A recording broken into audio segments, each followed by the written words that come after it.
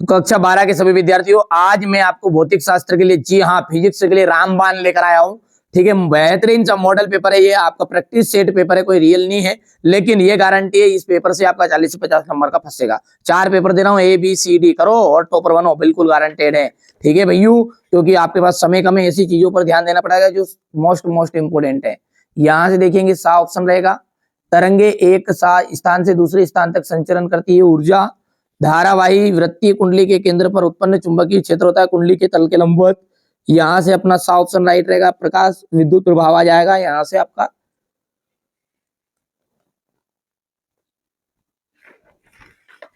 चलिए आगे बढ़ते हैं, तो ये आपका यहाँ पर हो जाएगा। रिक्त स्थान की बात करें तो पहले में 10⁻⁶ मीटर, दूसरे में आपका 13.6, क्योंकि कम समय कम है ना।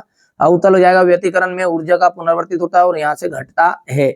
यहाँ से हमारे इंग्लिश मीडियम वाले बच्चे बढ़िया से कंप्लीट कर लेंगे। अब है सही जोड़ी। किरचॉफ का विद्युत संबंधी धारा संबंधी नियम। ठीक है, तो ये जाएगा आवेश संरक्षण का नियम। लॉरेंज बल जाएगा QV sin थीटा। दृश्य प्रकाश का न्यूटन। गामा किरणें का आ जाएगा हेनरी बेकरेल ने किया था। ट्रांसफार्मर का जाएगा अन्योन्य प्रेरण, और प्रेरित विद्युत वाहक बल होता है d∅/dt। ये हो जाएगा आपका 6 नंबर का।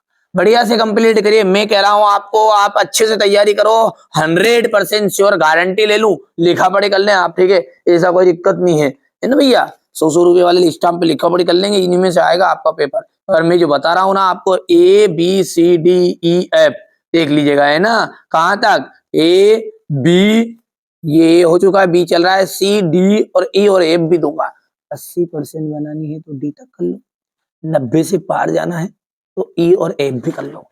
ठीक है भैया। सामने तो आप कुछ समझदार है, रियल पेपर कोई सामने नहीं बताता, और रियल पेपर किसी को आ भी जाए तब भी नहीं बताएगा सामने, तो है ना भैया। हाँ, ये कर लोगे तो 100% श्योर है, परसेंटेज बनेगी। 1 किलोवाट घंटा एवं जूल में क्या संबंध है? तो 1 किलोवाट घंटा इक्वल होता है 3.6 इंटू 10⁻⁶ जूल। विशिष्ट प्रतिरोध का एसआई मात्रक है ओम इंटू मीटर।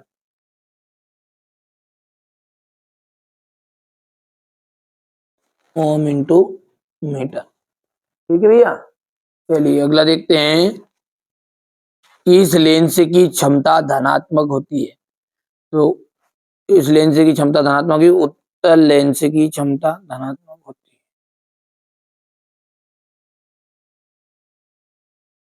उत्तल लेंस की जो क्षमता होती है ना, वो आपकी धनात्मक होती है। ठीक है। चलिए, विद्युत ध्रुव आघूर्ण का जूल में क्या संबंध है? तो यह जाएगा आपका 3.6 इंटू 10⁶ जूल। विशिष्ट प्रतिरोध का एसआई मात्रक क्या है? ओम इंटू मीटर है।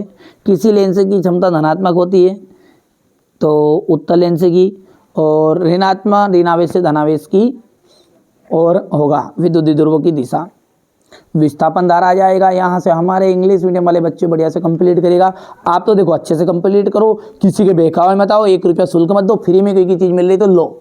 ठीक है, मेरा उद्देश्य यही है बस। मैं तो मेरे बच्चों को यही सिखाता हूँ कि आप फ्री में सारी चीज़ें उपलब्ध कराए कोई, तो उसका विश्वास मानो। जो आपको 1,000 2,000 रुपये में दे रहे हैं वो सारे फर्जी पेपर देंगे भाई साहब। मोस्ट इंपोर्टेंट ही हम भी दे रहे हैं, वो भी आपको यही चीज़ देंगे, पर वो पैसे में दे देंगे। आप उन्हें रियल मान लोगे और पढ़ोगे खूब, और कुछ आना ना कहीं जाना है। ठीक है, भरोसा रखो। मैं हर साल ही कोचिंग पढ़ाता हूँ, हर साल बच्चे 80 से 90% से पास होते हैं। ठीक है, मोस्ट इंपोर्टेंट चीज़ बता रहा हूँ। मैंने ये नहीं कहा कि पूरी चीज़ फंसेगी, यदि इसमें से 50 नंबर का फंस जाता तो कहाँ की दिक्कत है। ठीक है, पढ़ो। हीलियम नाभिक को अल्फा कण कहते हैं।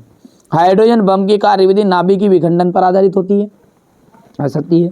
चुंबकीय द्विध्रुवों की निरक्षीय स्थिति में विभव का मान 0 होता है, बिल्कुल। और यहाँ पर सत्य तो पूरे कंप्लीट आप कर सकते हैं।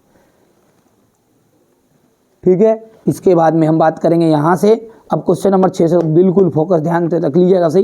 किसी आवेशी चालक के अंदर विद्युत क्षेत्र एवं विभव को स्पष्ट कीजिए। जो चुंबकीय क्षेत्र रेखाएं कभी नहीं काटती। ठीक है, किसी चालक का प्रतिरोध को प्रभावित करने वाले कारक, फ्लेमिंग के बाएं हाथ का नियम, दो क्षेत्र रेखाएं नहीं काटती क्यों, विद्युत चुंबकीय प्रेरण किसे कहते हैं, दिष्ट धारा और प्रत्यवर्ती धारा में अंतर, कोणीय वेग और लंबन से आप क्या समझते हैं, यहाँ ध्यान से देखो आप तो। ठीक है भैया, इसके बाद में अपन बात करेंगे आगे की। तो यहाँ से अपन अगला क्वेश्चन देखते हैं। डी ब्रोगली तरंग समीकरण ज्ञात कीजिए। क्या करना है आपको, डी ब्रोगली तरंग समीकरण है। ठीक है भैया, यहाँ पर इसके बाद में ये आ जाएगा, बोर का सिद्धांत आ जाएगा। अल्फा कणों के प्रकीर्णन में स्वर्ण पत्र ही क्यों लिया जाता है। विद्युत ध्रुव से आप क्या समझते हैं, निरक्षीय स्थिति में किसी विद्युत क्षेत्र की तीव्रता के लिए व्यंजक ज्ञात कीजिए। ये आपका क्वेश्चन नंबर 14 है, बढ़िया से कंप्लीट करिएगा। ये क्वेश्चन नंबर 15 यहाँ पर देखिए आप तो।